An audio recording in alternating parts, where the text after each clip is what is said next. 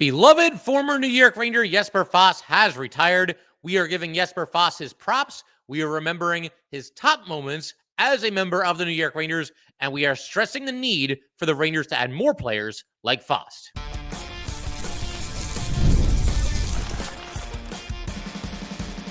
You're Locked on the New York Rangers, your daily podcast on the New York Rangers. Part of the Locked On Podcast Network, your team every day.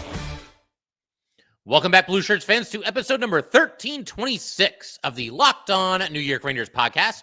I'm your host, Jon Chik. Just want to thank you guys, as always, for making Locked On New York Rangers your first listen every day. We are free and available on all platforms, including YouTube. And today's episode of Locked On New York Rangers is brought to you by Monarch Money. Take control of your finances with Monarch Money. Use code LOCKEDONNHL at monarchmoney.com for 50% off of your first year.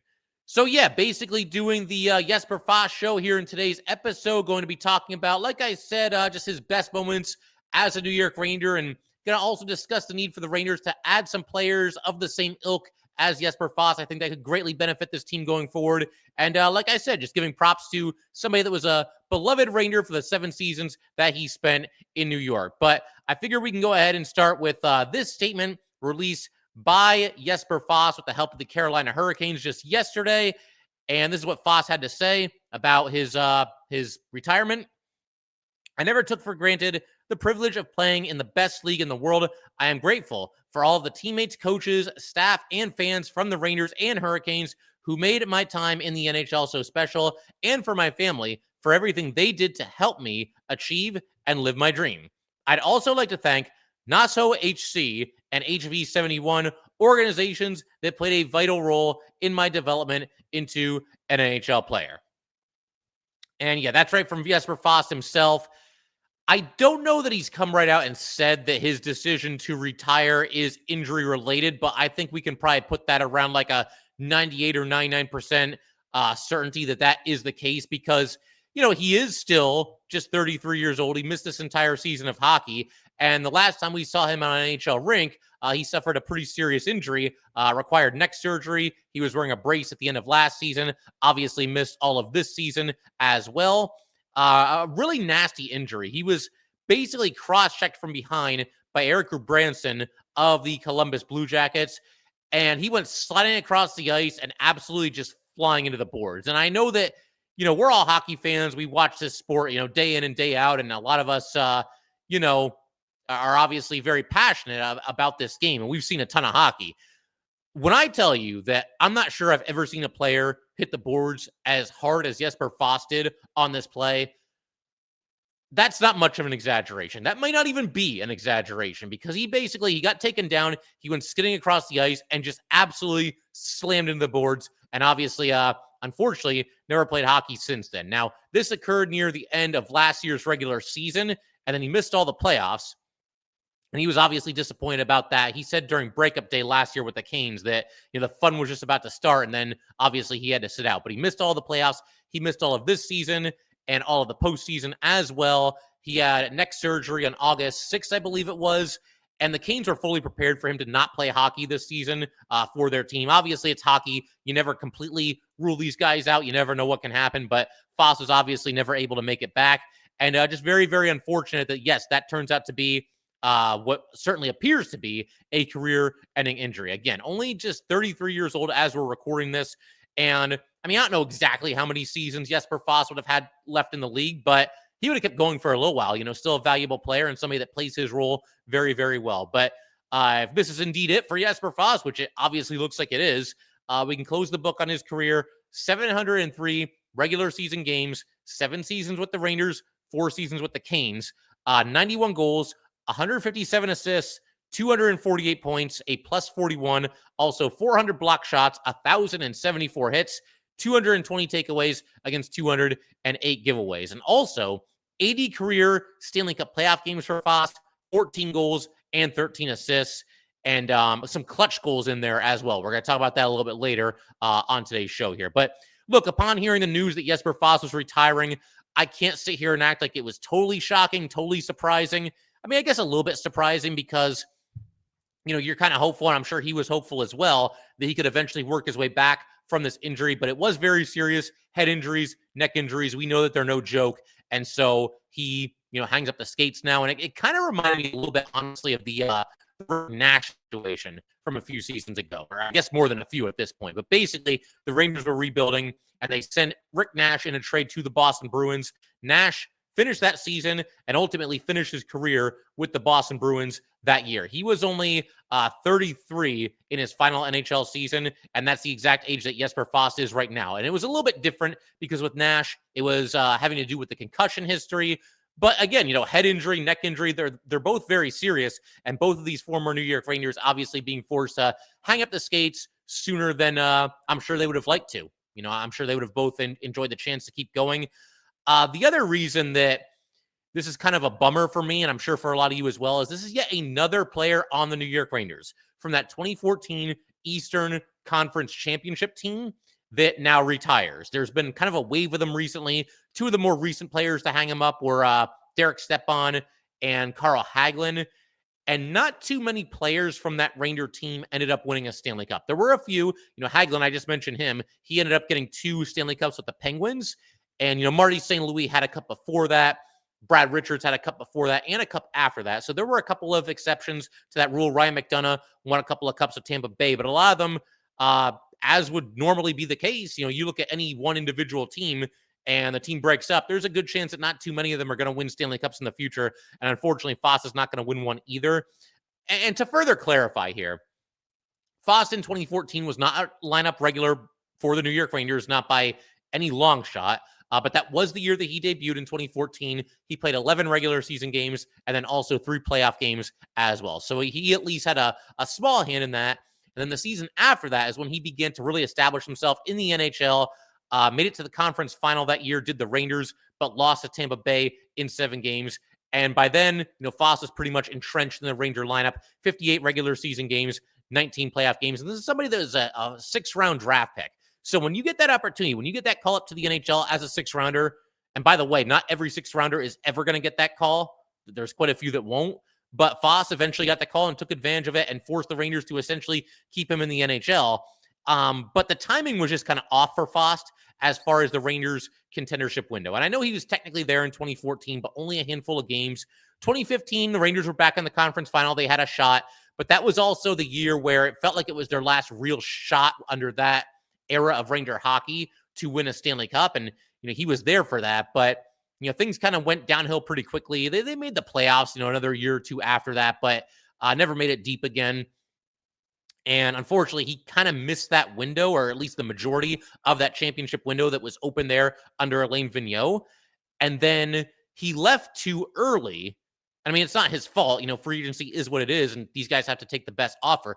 But he left too early then to enjoy the next era of Ranger hockey when that championship window opened back up again. He was on the Canes by then. And of course, the Canes themselves had a couple of good runs at it. He made some deep playoff runs there with the Canes. But the timing with the Rangers was just a little bit off for Jesper Fast. I mean, he got some playoff games, obviously, and part of a couple of deep runs, but it always just felt like would have been cool if he was here for, some of those more recent runs that the Rangers had. So it is somewhat of a sad ending here.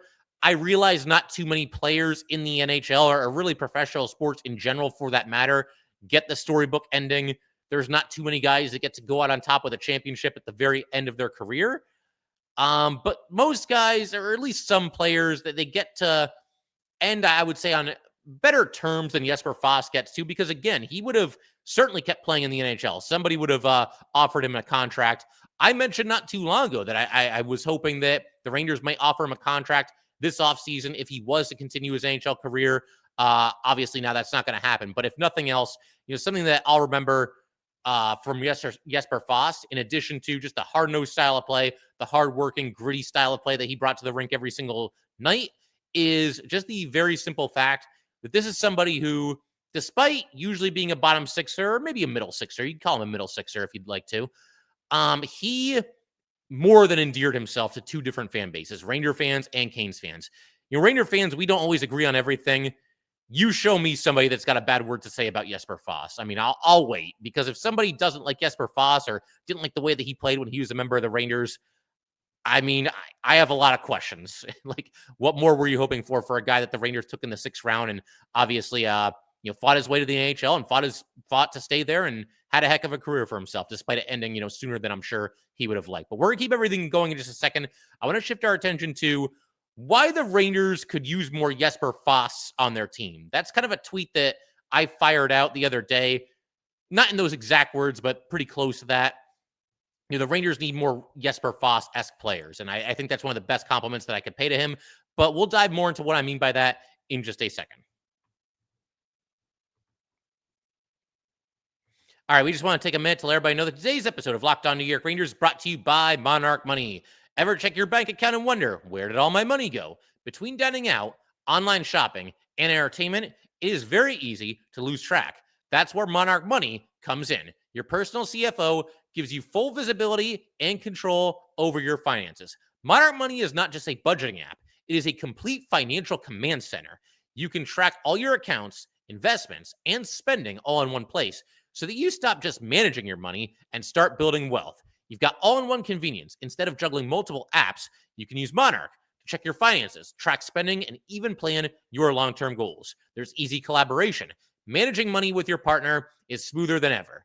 You can track shared and personal accounts, set goals, and stay on the same page without all the stress. Take control of your finances with Monarch Money. Use code LOCKEDONNHL at monarchmoney.com for 50% off of your first year. That's monarchmoney.com, code LOCKEDONNHL for half off of your first year. All right, let's go ahead and keep everything rolling here on Locked On New York Rangers. Got to give a big shout out to the everydayers. As always, thank you guys so much for supporting this podcast throughout the entire NHL calendar. We are now firmly into the offseason for the New York Rangers, but you guys keep showing up, and that really does mean a lot. More draft talk going forward. Going to hope to line up some guests for you guys as well, some more free agent talk as well. A lot of good stuff coming on Locked On New York Rangers. But for today, like I said, it's the Jesper Fast Show. Let's go ahead and give this man his flowers at the end of his NHL career here. And I mentioned this very briefly just a second ago, and I talked about it in even greater detail about a week or two ago. Basically, what we were doing is something that we do every single offseason here on Locked On New York Rangers. We scour the free agent pool. We look at in-house Ranger free agents. We look at domestic free agents, if you will, free agents from around the league. And we talk about what it would take to sign these guys. And is this player a fit? And is he worth, the contract that he'll end up getting? All that good stuff. And something else that we do every offseason when we're doing these, series of free agent episodes is we do one specifically where we take a look at players that used to be on the Rangers that could be brought back as free agents. And we did that, like I said, about a week or two ago. And one of the players that I mentioned and really like the idea of bringing back, maybe more so than any other former New York Ranger, was Jesper Fast. Now, of course, that also came with the caveat that, well, he's got to be healthy. He's got to be cleared by doctors. He's got to be ready, willing, and able, to continue his NHL career. But I really like that idea for a couple of reasons. First of all, I just really like Jesper Fast, and I don't think I'm alone there when it comes to New York Ranger fans.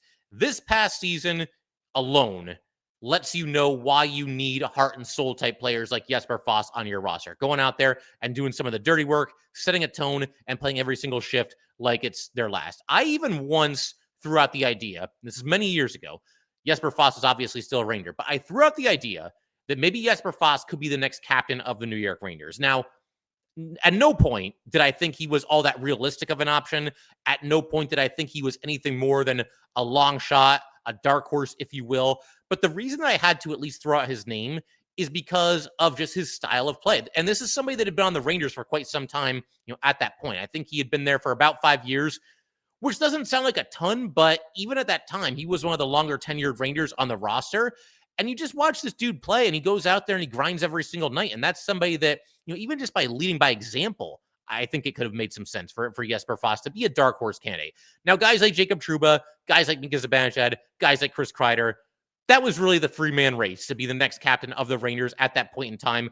But I had to give Fast a little bit of an honorable mention. We talked about him a little bit in that regard, him potentially stepping up as a captain-type player or a leader on this team. And I stand by that. I think if nothing else, he certainly does bring that lead by example to the table. And again, you can just have a young player look at Jesper Fast and say, okay, play like that guy and you'll be just fine. And I think, an entire Ranger team playing like Jesper Fast, that's probably music to the ears of a lot of Ranger fans right now, especially based on what we saw, obviously this past season.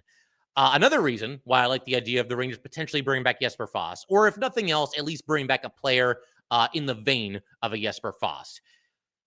Just the very simple fact that he wouldn't cost that much in free agency, or at least I certainly don't think he would have this offseason. And for anybody that needs a little bit of a refresher, obviously, again, Foss did not play this past season at all for the Carolina Hurricanes.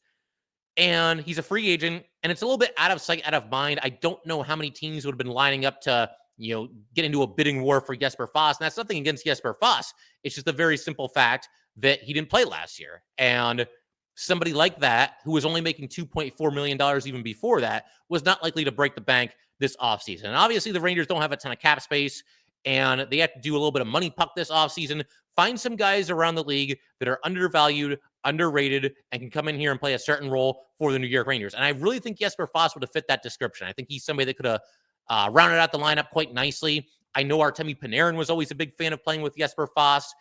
I don't know that I would have started Jesper Fast on the Panarin line this upcoming season were he to have come back, but that's maybe something you work your way back to if you need a little bit of a shakeup at some point. If Jesper Fast, plays well and is able to stay on the ice, obviously none of that's going to be happening now. But again, I really like the idea of bringing him back if he could have been there. Other reasons, he's a solid forechecker, good defensive forward, somebody who forechecks and backchecks. What a novel concept, am I right? Would have been great. I think it would have been a really nice reunion, but obviously, once again, just not meant to be. But all this talk, something else that it does is it really underscores the Rangers' need to find players who play the style of hockey that Jesper Fast plays. It's really just that simple. High energy guys, physical, guys who go out there and, like I said earlier, play every shift like it's their last.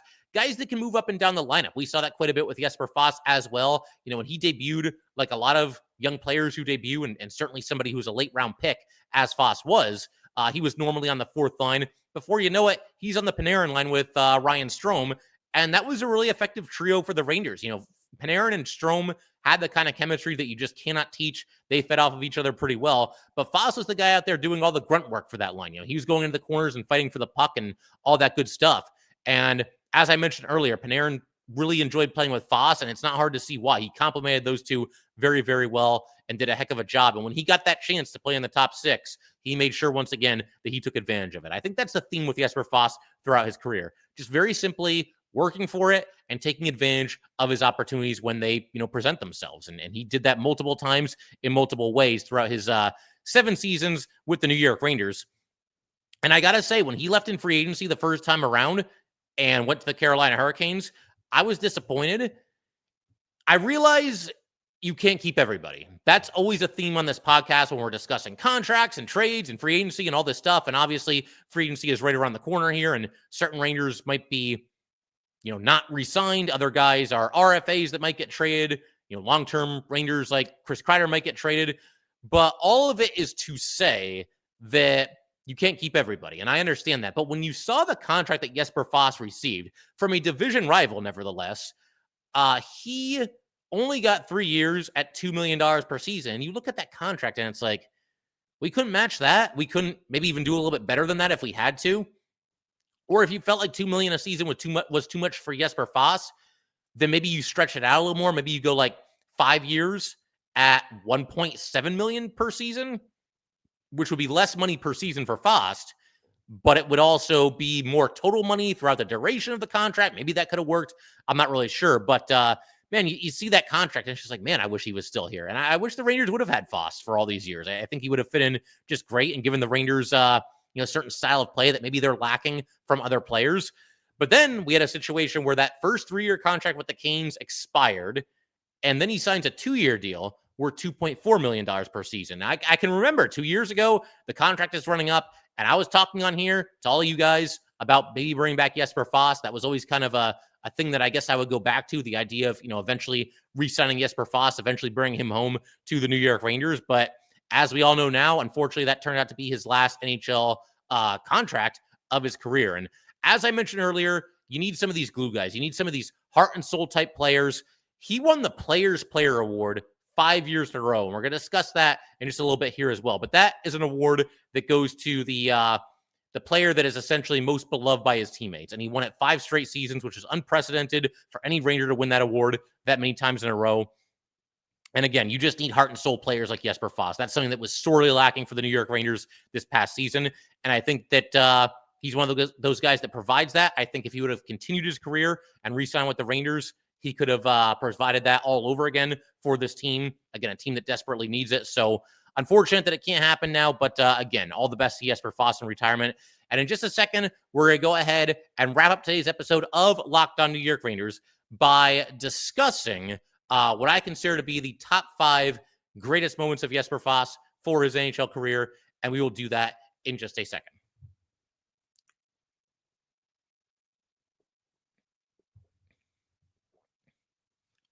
Okay, top 5 moments of Jesper Fast's NHL career. And let me just say right off the bat here that when it comes to like top Jesper Fast moments, and I'm putting this list together and looking back through the archives and going on YouTube and watching all these moments that he had with the Rangers and everything, there wasn't like a moment that I knew for sure was going to be at the top of this list or like, oh, I got to have this moment. I got to have that moment. It wasn't really anything like that because when I think of Jesper Fast, it's not necessarily about like a highlight reel play or like some epic moment in the playoffs or anything like that. I just picture a play where the puck is dumped into the offensive zone and Jesper Fast jumps onto the camera, from the side of the camera, like he's fired out of a cannon, goes into the corner, finishes his check, and then fights for the puck like his life is on the line, and hopefully wins the puck and dishes it back to Artemi Panarin and lets Panarin do his work. That's what I think of when I think of Jesper Fast. It's not about these flashy highlight reel plays. I mean, he can give you those every once in a while too, but it's more about that work ethic, that blue-collar mentality that Jesper Fast brought to the table for the New York Rangers. But as far as like the actual moments go, number 5, and this is the only time I'm going to do this, it's actually going to be a moment when he was on the Carolina Hurricanes. I know, but it was just too good not to include on this list. Like I said, the other 4 are all moments when he was with the New York Rangers. This occurred just 2 years ago in the 2023 Stanley Cup playoffs. Canes versus Devils in the second round, game 5, with the Canes leading the series 3-1. And the game is in overtime, and Jesper Fast knocks the Devils out of the playoffs. I don't very often root for the Carolina Hurricanes, and a lot of you are probably in the same boat right along with me. But when it comes to a matchup against the Devils, which we saw again this season, yeah, go Canes. I'm certainly going to pull for the Canes in that situation. And as far as like the best way for the Canes to win that series, I don't think I could come up with a better way because it's in overtime. So that's exciting. It's Jesper Fast scoring the goal. So that's cool because he's a former Ranger. And it's, heartbreaking moment for Devils fans everywhere. So I don't mind that part of it either. But, basically what happened on the play, Canes are actually on the power play in the overtime period. Kokaniemi takes a shot from the right faceoff circle, and Foss is in deep. He redirects the shot. It goes into the net. The Canes win. The Devils are going home. So that was pretty awesome. If this moment would have happened on the Rangers, it's top 2 bare minimum, probably top of the list. And like I said, I didn't really want to include this just because he was a member of the Canes, but I pretty much had to. It's an overtime series clinching playoff goal. So that's pretty awesome. And again, it did knock out one of the Rangers' biggest rivals, a team that I don't think there's any love lost for when it comes to Ranger fans, that being, of course, the New Jersey Devils. Moving right along here to number 4, I'm going to go with the first point of Jesper Fast's NHL career. This occurred during the Stanley Cup playoffs. I mentioned a little while ago in today's episode that his first season with the Rangers, 11 games in the regular season, 3 games in the playoffs. So obviously a very small sample size for Jesper Fast, but he didn't have any points in any of those 11 regular season games. And then he got his first point, a secondary assist in his first ever playoff game. This was 2014, first round against the Philadelphia Flyers, game 1. Yet Jesper Fast to Brad Richards to Carl Hagelin, who scores a goal. That gave the Rangers a 4-1 lead in the third period, and that was also the final score of the game. And again, Jesper Fast, I mean, every game counts, every moment counts, every shift counts. When you're a 6th-rounder and you've gotten to the NHL, the clock is ticking. They're only going to wait so long for you to do something productive, and to see him get his first point here, get that out of the way in his first playoff game, I'm sure that had to be a special moment for Jesper Fast. That goal, by the way, did I just say this? That gave the Rangers a 4-1 lead in the third period, and that was also the final score of the game. So obviously a cool and unforgettable moment for Jesper Fast, his first NHL point, and it occurs in the first game of the Ranger playoff run in a season where they made it to the Stanley Cup final. Number 3, I'm kind of cheating here. I'm going to do a 2-for-1, but these plays are like very similar and very unique and just very, for lack of a better term, just very cool plays. The first one, I don't know what to call this other than a spinning baseball swing goal. That's basically what it was for Jesper Fast against the Islanders in 2019. You've got Neil Pionk taking a shot from the blue line. It's partially blocked, but it shoots up into the air. It keeps going forward. It's coming down just in front of the goal crease. Fast is there. He's fighting for position because, of course, he is, battling with Taves of the Islanders, and he spins to his left as the puck is coming down, and all in one motion basically just takes a baseball swing with his stick and essentially just line drives the puck right up the middle and right into the net. And just a great goal there. I love this goal because it's a combination of grit and skill. The grit to battle for position there, spin his way off of the defender, get into the position that he needs to be in to take a shot at the puck, and then the skill, the hand-eye coordination. I mean, this puck is fluttering down to the ice, and he just takes a full-out swing, makes solid contact with it, and knocks it into the net. So a very cool goal there for Jesper Fast. Some of you might remember that one. And then this one as well, it's somewhat similar. It's Rangers at Flyers in 2020. You've got a stretch cross-ice pass from Artemi Panarin to Jesper Fast up the right side of the ice. Fast breaks into the offensive zone. He's getting chased by a Flyer defender, and he's not like in the clear. It's certainly not like a clear breakaway. He's got like maybe a half a stride on the Flyer defender, but the defender has positioning, and he's closing in on Fast. So Fast takes the shot, somewhat early here from the right circle. The save is made. It pops up into the air, and then Fast has only one hand on his stick at this point, and he reaches forward with his stick and just deflects the puck off of his stick blade, and it goes into the net and just scores another unbelievable goal there. So very cool. Like I said, I thought those two goals were somewhat similar, so I gave them, their own spot together on this countdown here, but I think that's pretty solid for number 3. Number 2, and this goes back to something that I mentioned very briefly in this episode, and this one's not really a moment per se. It's more of a series of moments. It's 5 moments, a quintet of moments. The fact that Jesper Fast, 5 straight seasons, won the Players Player Award. This is voted on by the Ranger players. It goes to the Ranger who best exemplifies what it means to be a team player. So a very simple award, but a very nice award as well. It's a prestigious award, and certainly it's not to be taken lightly. It's only the players that vote on this. So this means that you certainly have the respect of your peers, your teammates. And Fast won this not once, not twice, not 3 times, not 4 times, but 5 times, 5 times in a row. The Rangers have been doing this since the 1958-1959 season. And as I mentioned, 5 straight wins of Jesper Fast for this award. And think about how many players are coming and going through the years there. Obviously, some of them stay the same, and there's certain players that were maybe there for all 5 years, but there's guys that are there for 2 years, 1 year. Players retire, players leave in free agency, players get traded. So it's all these different groupings of Ranger players in the locker room. And yet every group decided that the best teammate that I've got on this team is none other than Jesper Fast. And they decide that 5 consecutive years. That has never happened before or since in the history of this award. Rattel won it 4 times in a row. And if I remember correctly, Brian Leach also won it 4 times in a row, but nobody had ever won it 5 times in a row. And that might never happen again. I mean, maybe it will. Maybe there's a great teammate in waiting. Maybe it's about to start this upcoming season. You never know what can happen. But, man, 5 straight seasons winning the Players Player Award, tremendously impressive. And I think that tells you everything you need to know about Jesper Fast, about his style of play, about the amount of respect that he commands, and just exactly how all of his teammates on the Rangers felt about him, when he was a member of the Blueshirts. And saying all this, it just upsets me even more that they let this guy get away for 3 years at $2 million per season. And again, I know there's tough decisions to be made. I know that every dime counts when it comes to the NHL salary cap. I get all that. But 3 years at $2 million, you couldn't do that? I don't know. I just wish he had been there, throughout the rest of his career. It would have been really cool if the Rangers were the only team that he ended up playing for. Number 1, top moment on this list. We're going to go back just over 10 years ago, the second round of the Stanley Cup playoffs in 2015 against the Washington Capitals, Game 5 to be exact. And if you're a Ranger fan, if you've been a Ranger fan for any amount of time, there's a very good chance you're going to remember this series because the Rangers fell behind 3-1 to the Capitals in this series, came back and won 3 consecutive games to win the series, move on to the Eastern Conference Final.